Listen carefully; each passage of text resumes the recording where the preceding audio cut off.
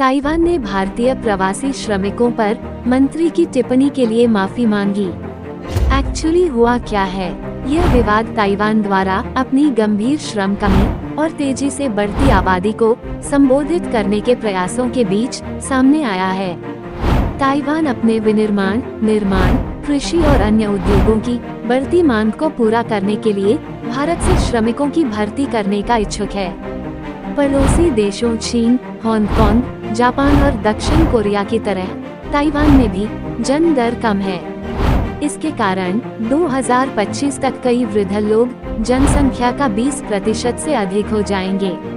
इसके पूर्वानुमान के अनुसार 2028 में कुल जनसंख्या की तुलना में 15 से 64 वर्ष के बीच कामकाजी उम्र के लोग कम होंगे। नवंबर 2023 में ब्लूमबर्ग ने बताया कि ताइवान कारखानों, खेतों और अस्पतालों में नौकरियों के लिए भारत से 1 लाख श्रमिकों को ला सकता है। श्रम मंत्रालय का कहना है कि वर्तमान में ताइवान, थाईलैंड, वियतनाम, इंडोनेशिया और फिलीपींस से प्रवासी श्रमिकों को अनुमति देता है। ताइवान और भारत ने 26 फरवरी को एक श्रम गतिशीलता समझौते पर हस्ताक्षर किए, जिससे द्वीप को अपने श्रम की कमी को पूरा करने के प्रयास में भारतीय श्रमिकों को आयात करने की अनुमति मिल सके। इस ऐतिहासिक समझौते का उद्देश्य लोगों के बीच बेहतर जुड़ाव को बढ़ावा देना और दोनों देशों के बीच सहज प्रवासन को सुविधाजनक बनाना है।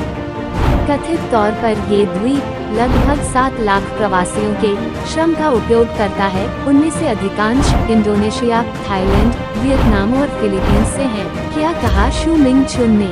29 फरवरी को ताइवान के श्रम मंत्री सू मिंग चुन ने भारत के साथ नव हस्ताक्षरित श्रम गतिशीलता समझौते पर चर्चा करते हुए कहा कि कथित समानताओं के कारण भारत के पूर्वोत्तर राज्यों के श्रमिकों को गतिशीलता समझौते के निष्पादन के प्रारंभिक चरण के लिए उपयुक्त माना गया था।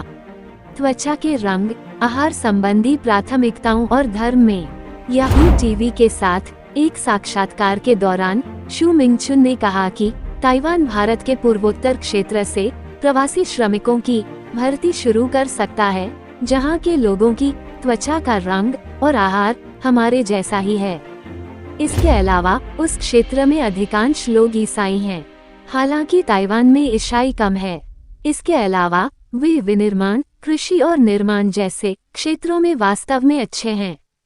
सू मिंगचुन ने उल्लेख किया कि भारत ताइवान समझौते के तहत ताइवान को भारत से प्रवासी श्रमिकों की संख्या और उत्पत्ति का क्षेत्र चुनने की छूट है। उन्होंने कहा कि शुरुआत में संख्या छोटी होगी और भारत के पूर्वोत्तर क्षेत्र पर केंद्रित होगी।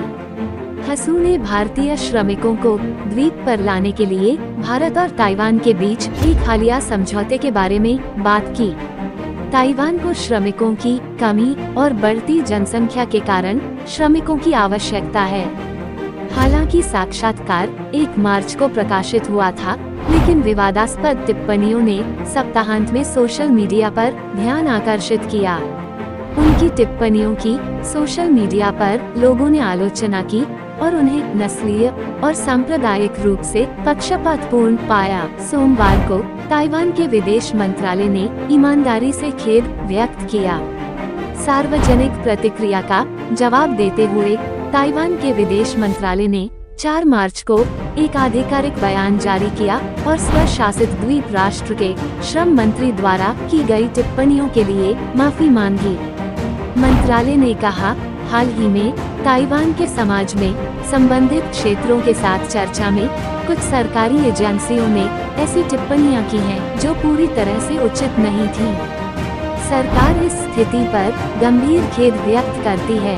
वो ईमानदारी से अपने कार्यों की समीक्षा करेगी और आगे चलकर आवश्यक सुधार करेगी। मंत्रालय ने एक बयान में कहा, ताइवान किसी भी भारतीय कर्मचारी का स्वागत करेगा जो भर्ती के लिए शर्तों को पूरा करता है और उद्योग की मांग को पूरा करता है, भले ही उनकी जातीय पृष्ठभूमि कुछ भी हो। एक अलग माफी में श्रम मंत्रालय ने कहा कि समान त्वचा के रंग का उल्लेख करते समय सू मिंगचुन का मतलब बिल्कुल कोई भेदभावपूर्ण अर्थ नहीं था। ताइवान भारत की विविध और समृद्ध संस्कृति का सम्मान करता है और भविष्य में दोनों पक्षों के बीच श्रम सहयोग को बढ़ावा देने के लिए इसे एक आधार के रूप में उपयोग करेगा। इस विवाद पर भारत के विदेश मंत्रालय की ओर से कोई आधिकारिक प्रतिक्रिया नहीं आई है। यह विवाद ताइवान और भारत के बीच श्रम गतिशीलता समझौते पर हस्ताक्षर के बाद है, जिसे भारतीय श्रमिकों को आयात करके ताइवान की गंभीर मानव शक्ति की कमी को दूर करने के लिए डिजाइन किया गया है। भारत और ताइवान के बीच संबंध बेहतर है। माइग्रेशन एंड मोबिलिटी समझौते का उद्देश्य लोगों के बीच बेहतर जुड़ाव को बढ़ावा देना और दोनों देशों के बीच सहज प्रवासन को सुविधाजनक बनाना है। सेमीकंडक्टर उद्योग एक महत्वपूर्ण क्षेत्र के रूप में उभरा है। पश्चिमी भारत के गुजरात राज्य में एक चिप विनिर्माण संयंत्र की स्थापना दोनों पक्षों के बीच संबंधों के एक उच्च बिंदु के रूप में उभर रही है। एप्पल का एक प्रमुख आपूर्तिकर्ता ताइवान का फॉक्सकॉन चीन में कोविड लॉकडाउन के दौरान आपूर्ति संबंधी समस्याओं के कारण भारत में अपनी उपस्थिति बढ़ा रहा है।